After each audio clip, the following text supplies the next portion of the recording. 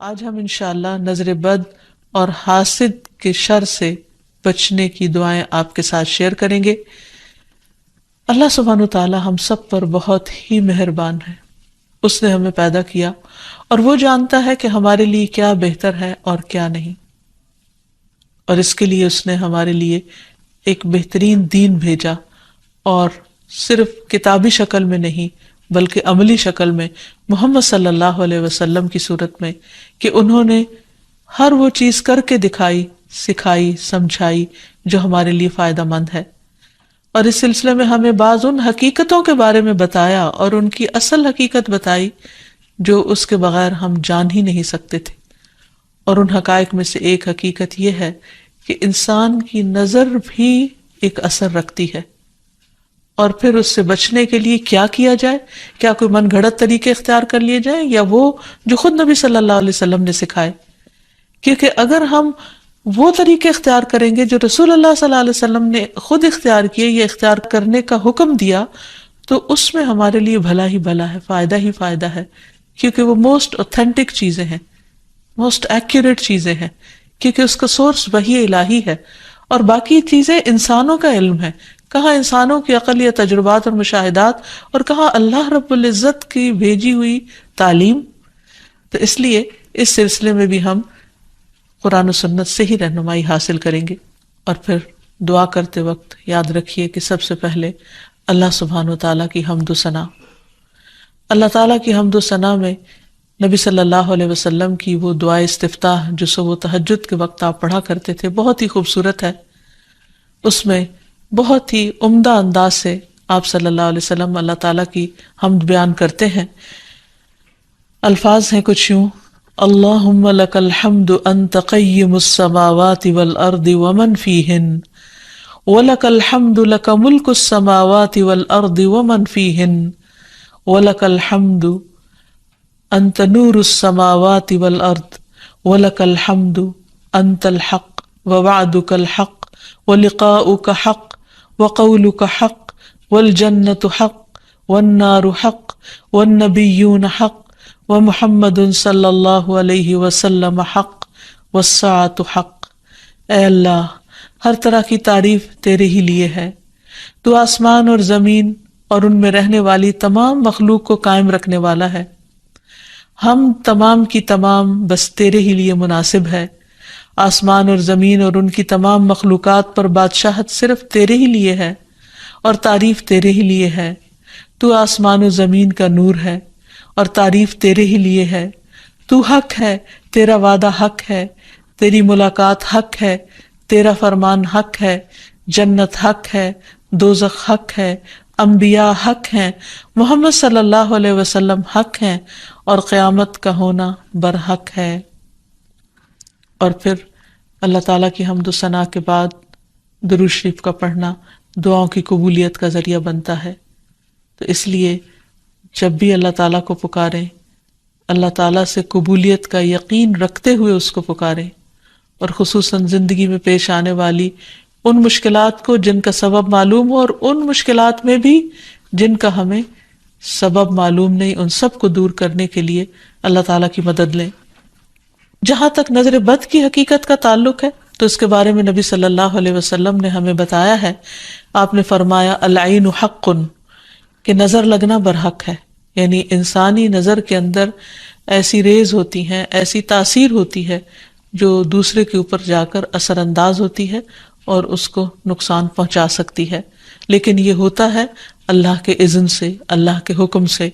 اللہ تعالیٰ جس چیز میں چاہے خیر رکھ دے، جس چیز میں چاہے تکلیف کا عنصر رکھ دے، اور اس کے ہر فیصلے میں خیر و بھلائی ہی ہے۔ جو کچھ ہوتا ہے وہ اسی کے حکم سے ہوتا ہے۔ مثلا ہم دیکھتے ہیں کہ یعقوب علیہ السلام کے بیٹے جب مصر میں سب جا رہے تھے تو انہوں نے خاص طور پر ان کو تلقین کی تھی کہ تم ایک دروازے سے داخل نہیں ہونا، اور اس کی وجہ یہی تھی کہ ان کو ڈر تھا کہ کہیں یہ سارے نوجوان اکٹھے جب مل کر داخل ہوں گے تو دیکھنے والوں کی نظر کا شکار نہ ہو جائیں۔ تو انہوں نے کہا وَمَا أُغْنِيَ عَنْكُمْ مِنَ اللَّهِ مِنْ شَيْءٍ إِنِ الْحُكْمُ إِلَّا لِلَّهِ عَلَيْهِ تَوَكَّلْتُ توكلت وعليه فليتوكل المتوكلون. تو انہوں نے کہا کہ میں تمہیں یہ ترکیب بھی بتا سکتا ہوں، لیکن میں تم سے اللہ کی طرف سے آنے والی کوئی چیز ہٹا نہیں سکتا. یعنی اگر پھر بھی اللہ کا حکم تم پر نافذ ہونا ہوا، کوئی نقصان پہنچنا ہوا، تو پھر میں کچھ نہیں کر سکتا، حالانکہ وہ اللہ کے پیغمبر تھے. حکم اللہ کے سوا کسی کا نہیں، اسی پر میں نے بھروسہ کیا اور اسی پر لازم ہے کہ سب بھروسہ کرنے والے بھروسہ کریں. پھر اسی طرح ایک اور روایت میں جو حضرت ابو ذر سے مروی ہے، ہمیں پتہ چلتا ہے رسول اللہ صلی اللہ علیہ وسلم نے فرمایا ہے کہ بے شک نظر بد آدمی کو اللہ کے حکم سے دیوانہ کر دیتی ہے. یعنی بہت سے ذہنی امراض یا نفسیاتی امراض یا ڈپریشن کی وجہ نظر بد بھی ہو سکتی ہے. نظر بد کے بعض اوقات فزیکل اثرات بھی ہوتے ہیں، یعنی جسمانی اثرات بھی ہوتے ہیں. مثلاً ایک روایت میں آتا ہے کہ ام سلمہ رضی اللہ تعالیٰ عنہ کہتی ہیں کہ نبی صلی اللہ علیہ وسلم نے ان کے گھر میں ایک لڑکی دیکھی جس کے چہرے پر نظر بد کی وجہ سے کالے دھبے پڑ گئے تھے، یعنی چہرے کا رنگ خراب ہو چکا تھا. تو نبی صلی اللہ علیہ وسلم نے فرمایا کہ اس پر دم کرو کیونکہ اس سے نظر بد لگ گئی ہے. تو اس سے بھی پتہ چلتا ہے کہ نظر بد جسمانی بیماریوں یا جسمانی حالت میں تغییر کا سبب بھی ہو سکتی ہے. پھر آپ نے یہ بھی فرمایا کہ نظر بد آدمی کو اللہ کے حکم سے دیوانہ کر دیتی ہے، حتیٰ کہ بعض اوقات انسان اونچی جگہ پر چڑھتا ہے اور پھر وہاں سے گر پڑتا ہے. یعنی بعض اوقات بچے آپ نے دیکھا ہوگا کہ کھیل رہے ہوتے ہیں، اچھے بھلے کھیل رہے ہوتے ہیں، ایک دم ماں باپ دیکھ کر خوش ہوتے ہیں، اچانک وہ ایسی چیز سے جا ٹکراتے ہیں کہ بعض اوقات بڑے بڑے حادثات ہو جاتے ہیں. تو ایسی صورت میں جب بھی انسان کسی چیز کو دیکھے جس پر دل خوش ہونے لگے تو فوراً ماشاء اللہ پڑھے، اللہ کا ذکر کرے، تو پھر نظر کے برے اثرات سے محفوظ رہا جا سکتا ہے. پھر اسی طرح بعض اوقات بچے بلا وجہ رونا شروع کر دیتے ہیں اور چپ ہی نہیں ہوتے، تو اس میں بھی نظر بد کا اثر ہوتا ہے. حضرت عائشہ کہتی ہیں کہ ایک مرتبہ نبی صلی اللہ علیہ وسلم تشریف لائے تو ایک بچے کے رونے کی آواز سنی. آپ نے فرمایا کہ یہ بچہ کیوں رو رہا ہے، تم اس کی نظر کیوں نہیں اتارتے؟ یعنی اس پر ایسے اذکار پڑھے جائیں کہ جس کی وجہ سے اس کی یہ تکلیف دور ہو جائے. پھر اسی طرح بچوں کا کمزور ہونا، ان کی صحت درست نہ ہونا. آپ صلی اللہ علیہ وسلم نے حضرت اسماء بنت امیس سے کہا، کیا بات ہے کہ میں اپنے بھائی جعفر کے بیٹوں کے جسموں کو دبلا پتلا دیکھ رہا ہوں، یعنی ان کی صحت اچھی نہیں ہے، کیا انہیں فقر و فاقہ رہتا ہے، یعنی کھانے کو کچھ نہیں ملتا؟ انہوں نے عرض کیا، نہیں، بلکہ انہیں بہت جلد نظر لگ جاتی ہے. آپ نے فرمایا انہیں دم کرو. انہوں نے آپ کے سامنے چند کلمات پیش کیے تو آپ نے فرمایا انہیں دم کرو، یعنی ان کلمات کے ساتھ دم کرو. وہ کلمات انشاءاللہ آگے بتائے جائیں گے. پھر اسی طرح بعض اوقات نظر بد کی وجہ سے جان بھی خطرے میں پڑ جاتی ہے یا انسان شدید بیمار ہو جاتا ہے. اور آپ صلی اللہ علیہ وسلم نے خصوصی طور پر ایک موقع پر جب ایک صحابی نے دوسرے کو دیکھا تو ان کی طبیعت خراب ہو گئی، تو آپ صلی اللہ علیہ وسلم نے خود ان کے سینے پر 3 دفعہ ہاتھ مارا اور یہ دعا پڑھی، اللہم اذھب عنہ حرہا وبردہا ووصبہا، اے اللہ اس کی گرمی اور سردی اور بیماری اور لاغری دور کر دے. پھر کھڑے ہوئے اور فرمایا، جب کسی کو اپنے بھائی کا وجود یا کوئی مال پسند آئے، یعنی کوئی چیز اٹریکٹ کرے، تو اس کے لیے برکت کی دعا کرے، کیونکہ نظر لگ جانا برحق ہے.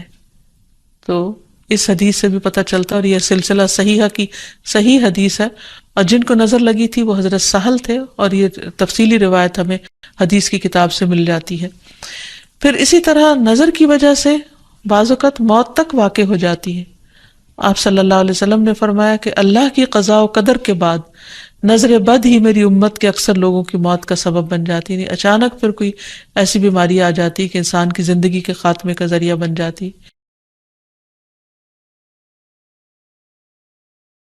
پھر اسی طرح یہ ہے کہ انسان دم کرے. حضرت انس کہتے ہیں کہ رسول اللہ صلی اللہ علیہ وسلم نے نظر بد، ڈنک اور نملہ کی بیماری کے لیے دم کی اجازت دی ہے. نملہ کی بیماری میں پسلی دانوں سے بھر جاتی ہے. پھر حضرت عائشہ فرماتی ہے کہ رسول اللہ صلی اللہ علیہ وسلم نے مجھے حکم دیا کہ نظر بد لگ جانے پر دم کیا جائے. پھر اسی طرح بخار، پہلو کے پھوڑے اور نظر بد میں دم کی اجازت دی گئی ہے. خصوصی طور پر چھوٹے بچوں کو دم کرتے رہنا چاہیے، اور جتنی بھی مائیں ہیں وہ ان کی تعلیم و تربیت کے حصے میں یہ بات شامل ہونی چاہیے کہ وہ چھوٹے بچوں کو صبح و شام کی دعائیں پڑھ کر یا اللہ تعالیٰ کا ذکر کر کے دم کرتی رہیں، خصوصاً نظر بد کی دعا۔ حضرت اسماء کہتی ہے کہ ایک مرتبہ انہوں نے عرض کیا، یا رسول اللہ صلی اللہ علیہ وسلم، جعفر کے بچوں کو نظر لگ جاتی ہے، کیا میں ان پہ دم کر سکتی ہوں؟ تو آپ نے فرمایا ہاں، اگر کوئی چیز تقدیر سے سبقت لے جا سکتی تو وہ نظر بد ہوتی، یعنی اتنے اس کے اثرات ہوتے ہیں۔ پھر اسی طرح نظر بد کے علاج میں یہ بات بھی بہت مفید ہے جو نبی صلی اللہ علیہ وسلم کی سنت سے ثابت ہے کہ نظر لگانے والے کے وضو کے بچے ہوئے پانی سے اس کو غسل کرایا جائے، یعنی جس کو نظر لگی ہو۔ ایک اور روایت میں آتا ہے کہ آپ صلی اللہ علیہ وسلم نے فرمایا، نظر بد لگنا برحق ہے، اگر کوئی چیز تقدیر پر غالب ہو سکتی تو وہ نظر بد ہے، جب لوگ تمہیں غسل کرنے کا کہیں تو غسل کر دو، یعنی اس کو برا نہ مانو، کیونکہ یہ ایک چیز ہے ہونے والی، اگر کسی کے آنے سے یا اچانک دیکھنے سے یا کسی کی بات سے یا تعریف سے دوسرے شخص کی طبیعت خراب ہو گئی ہے تو اس سے واضح طور پر پتہ چلتا ہے کہ کوئی ایسے ہی اثرات ہوئے ہیں، اور اگر وہ طلب کرے کہ وضو کر کے پانی دے دو تو دے دینا چاہیے، اس کو برا نہیں سمجھنا چاہیے۔ لیکن یہ یاد رکھیے کہ نظر بد کے اتار کے لیے غیر شرعی کام کرنا یہ درست نہیں، یعنی وہ چیزیں جن کا سنت سے کوئی ثبوت نہیں ملتا، جیسے بعض لوگ مرچیں جلاتے ہیں یا بعض لوگ کالے دھاگے پہن لیتے ہیں یا کوئی ایسے نشان لگا لیتے ہیں، تو ان چیزوں سے پرہیز کرنا چاہیے، کیونکہ نبی صلی اللہ علیہ وسلم نے ایک مرتبہ ایک قاصد کو روانہ فرمایا اور فرمایا کہ کسی اونٹ کے گلے میں کوئی تانت یا کوئی قلادہ باقی نہ چھوڑا جائے مگر اسے کاٹ ڈالا جائے۔ تو مالک نے کہا کہ یہ لوگ قلادے نظر بد سے بچانے کے لیے ڈالتے ہیں یا ایسے دھاگے ڈال دیتے ہیں، تو آپ نے فرمایا ان کو کاٹ کے ختم کر دیا جائے۔ پھر اسی طرح شرکیہ دم نہیں کرنے چاہیے جس میں اللہ سبحانہ وتعالیٰ کے علاوہ کسی اور کو پکارا گیا ہو یا ان کا نام لیا گیا ہو۔ اور دعاؤں میں خصوصاً معوذتین بہت مفید ہیں، قل اعوذ برب الفلق اور قل اعوذ برب الناس آخر تک 3 بار پڑھ کر مریض پر دم کیا جائے۔ رسول اللہ صلی اللہ علیہ وسلم جنوں اور انسانوں کی نظر بد سے پناہ مانگا کرتے تھے، یہاں تک کہ یہ 2 صورتیں نازل ہوئی۔ جب یہ نازل ہوئی تو آپ نے انہیں پڑھنا شروع کر دیا اور ان کے علاوہ سب کچھ چھوڑ دیا۔ پھر اسی طرح ماشاء اللہ پڑھتے رہنا چاہیے۔ قرآن مجید میں آتا ہے وَلَوْلَا إِذْ دَخَلْتَ جَنَّتَكَ قُلْتَ مَا شَاءَ اللَّهُ لَا قُوَّةَ إِلَّا بِاللَّهِ، اور جب تو اپنے باغ میں داخل ہوا تو تم نے یہ کیوں نہ پڑھا کہ ماشاء اللہ لا قوت الا باللہ، یہ اس شخص کو کہا گیا جس کا باغ جل گیا تھا۔ سورۃ کہف میں اس کی کہانی موجود ہے، اور اس کا معنی کیا ہے کہ وہی ہوتا ہے جو اللہ چاہتا ہے، اور اللہ کی توفیق کے بغیر کسی کا کچھ زور نہیں۔ پھر اسی طرح کچھ دیگر مسنون دعائیں ہیں جن کا پڑھنا نظر کے لیے فائدہ مند ہے۔ ابن عباس کہتے ہیں کہ نبی صلی اللہ علیہ وسلم حضرت حسن اور حسین کے لیے پناہ طلب کیا کرتے تھے اور فرماتے تھے کہ تمہارے دادا ابراہیم علیہ السلام بھی ان کلمات کے ذریعے اسماعیل اور اسحاق علیہم السلام کے لیے اللہ کی پناہ مانگا کرتے تھے۔ اعوذ بکلمات اللہ التامۃ من کل شیطان وہامۃ ومن کل عین لامۃ، میں پناہ مانگتا ہوں اللہ کے پورے کلمات کے ذریعے ہر ایک شیطان سے، ہر زہریلے جانور سے اور ہر نقصان پہنچانے والی نظر بد سے۔ پھر اسی طرح ایک اور دم بھی ہے۔ حضرت عائشہ کہتی ہے کہ میں رسول اللہ صلی اللہ علیہ وسلم پر نظر بد سے حفاظت کے لیے دم کیا کرتی تھی، یعنی وہ خود کرتی تھی، اور وہ اس طرح کہ میں اپنا ہاتھ ان کے سینے پر رکھتی اور یہ دعا پڑھتی، امسح البأس رب الناس بیدک الشفاء لا کاشف لہ الا انت، اے لوگوں کے رب اس تکلیف کو دور فرما دے، شفا تیرے ہاتھ میں ہے اور تیرے علاوہ کہیں اور سے شفا نہیں مل سکتی۔ اسی طرح حاسد کا حسد بھی نقصان دیتا ہے، جس سے بچنے کے لیے اللہ سبحانہ وتعالیٰ نے قل اعوذ برب الفلق اتاری، جس کے آخر میں آتا ہے ومن شر حاسد اذا حسد، کہ حاسد کے حسد سے بچنے کے لیے اللہ تو مجھے اپنی پناہ میں رکھ۔ اور حسد کہتے ہیں کسی انسان کو ملنے والی نعمت کے ختم ہونے کی تمنا کرنا، خواہ خود کو حاصل کرنے کا شوق ہو یا نہ ہو، یا تمنا ہو یا نہ ہو، تو اس سے منع کیا گیا ہے، اس کی حرمت بیان کی گئی ہے۔ نبی صلی اللہ علیہ وسلم نے فرمایا آپس میں حسد نہ کرو، آپس میں بغض نہ رکھو، قطع رحمی نہ کرو، اللہ کے بندو بھائی بھائی بن جاؤ۔ اور یہ ایمان کے منافی صفت ہے کہ کسی بندے کے دل میں ایمان اور حسد اکٹھے نہیں ہو سکتے۔ پھر یہ دین کو مونڈ دینے والی صفت ہے۔ پھر اسی طرح یہ ہے کہ لوگوں کی خیر خواہی اسی میں ہے کہ وہ ایک دوسرے سے حسد نہ کریں۔ آپ نے فرمایا لوگ اس وقت تک خیر پر رہیں گے، بھلائی ہوگی ان کی جب تک کہ وہ حسد نہیں کریں گے۔ پھر اسی طرح یہ ہے کہ ایسا شخص اللہ تعالیٰ کا محبوب ہے جس کے دل میں کسی کے لیے کوئی حسد نہ ہو. عام طور پر حسد کی وجہ یہ ہوتی ہے کہ انسان اپنے آپ کو بڑا سمجھتا ہے، وہ سمجھتا ہے کہ ساری خیر اور بھلائی صرف اسی کا حق ہے، اور جب وہ دیکھتا ہے وہ کسی اور کو بھی مل رہی ہے تو اس پر پریشان ہوتا ہے اور اس سے چھیننے کی فکر کرتا ہے. اور یہ ان خرابیوں میں سے جو بہت اول دور میں پائی گئی. مثلا ابلیس نے انسان کو سجدہ کیوں نہیں کیا؟ حسد کی بنا پر. قابیل نے حابیل کو کیوں قتل کیا؟ حسد کی بنا پر. تو اسی طرح کسی بھی انسان کے اندر جب تکبر آتا ہے، غرور آتا ہے، ابلیسی صفات آتی ہیں، تو وہ یہ سوچتا ہے کہ اس کا مقام اور مرتبہ بس اسی کو ملے، کسی اور کی طرف نہ جائے. یا کسی کو بھی اگر نعمت ملے تو وہ اس پر جیلس ہو جاتا ہے. اور یہ بنیادی طور پر اس کی وجہ دنیا کی محبت کا زیادہ ہونا ہے. اس لیے ہمیں اس سے بچنے کی ضرورت ہے. اور یہ بیماری ایسے انسان کے اندر داخل ہو جاتی ہے کہ بعض اوقات انسان کو خود بھی پتہ نہیں چلتا. تو اس لیے اللہ سبحانہ وتعالیٰ سے دعا کرتے رہنا چاہیے، اور اس معاملے میں انسان کو اللہ پر بھروسہ بھی کرنا چاہیے، اور پھر اللہ تعالیٰ کی پناہ مانگنی چاہیے کہ اللہ تعالیٰ اپنی حفاظت میں رکھے. کیونکہ اللہ تعالیٰ فرماتے ہیں میرا محبوب بندہ اگر مجھ سے مانگتا ہے تو میں اسے دیتا ہوں، اور اگر وہ کسی دشمن یا شیطان سے میری پناہ مانگتا ہے تو میں اسے محفوظ رکھتا ہوں. پھر اسی طرح یہ ہے کہ حاسدوں سے نعمت کو چھپانے کی کوشش کرنا چاہیے. جب انسان کو یہ پتا ہو کہ کوئی شخص ایسا ہے جو اس کی نعمت پر خوش نہیں ہوتا تو ان کے سامنے پھر اس کا اظہار نہیں کرنا چاہیے. ابو ہریرہ کہتے ہیں کہ رسول اللہ صلی اللہ علیہ وسلم نے فرمایا تم اپنی ضرورتوں کو پورا کرنے کے لیے ان کو رازداری میں رکھ کر مدد حاصل کرو، بے شک ہر صاحب نعمت حسد کیا جاتا ہے. پھر اسی طرح یہ کہ انسان کو حسد سے بچنے کے لیے اللہ تعالیٰ سے دعا کرتے رہنا چاہیے، کیونکہ ہر ایک کی پیشانی کے بال اللہ کے ہاتھ میں ہے، اور جب اللہ نہ چاہے تو کوئی کسی کو کچھ بھی نقصان نہیں دے سکتا، کچھ بھی بگاڑ نہیں سکتا. تو اللہ تعالیٰ پر بھروسہ کرتے ہوئے خصوصی طور پر معوذتین کا ورد کرتے رہنا چاہیے. صبح شام 3 بار پڑھنا چاہیے، نمازوں کے بعد اس کو پڑھنا چاہیے. اور پھر ایک دعا اور بھی ہے کہ جبریل علیہ السلام نبی صلی اللہ علیہ وسلم کی عیادت کے لیے ایک مرتبہ حاضر ہوئے تو آپ کانپ رہے تھے. آپ نے ان کو ان الفاظ میں دم فرمایا، بسم اللہ ارقیک من کل شیء یؤذیک من حسد حاسد وکل عین واسم اللہ یشفیک. اللہ کے نام سے میں تم پر ہر اس چیز کے شر سے بچاؤ کا دم کرتا ہوں جو تمہیں اذیت پہنچائے، ہر حاسد کے حسد سے اور ہر نظر بد سے. اللہ کے نام سے اللہ تمہیں شفا عطا فرمائے. تو اس سے یہ پتہ چلتا ہے کہ جبریل علیہ السلام نبی صلی اللہ علیہ وسلم پر دم کرتے تھے، تو ہمیں بھی مریض پر، بے چین شخص پر، اضطراب کے شکار شخص پر دم کرنا چاہیے، اور انہی الفاظ کے ساتھ، کیونکہ سب سے بہترین الفاظ وہ ہیں جو اللہ کا کلام ہے اور پھر محمد صلی اللہ علیہ وسلم کے الفاظ ہیں. اللہ تعالی ہمیں ہر طرح کے شر سے محفوظ رکھے، ہمیں بھی اور ہمارے عزیزوں کو بھی اور تمام لوگوں کو. وآخر دعوانا ان الحمد للہ رب العالمین.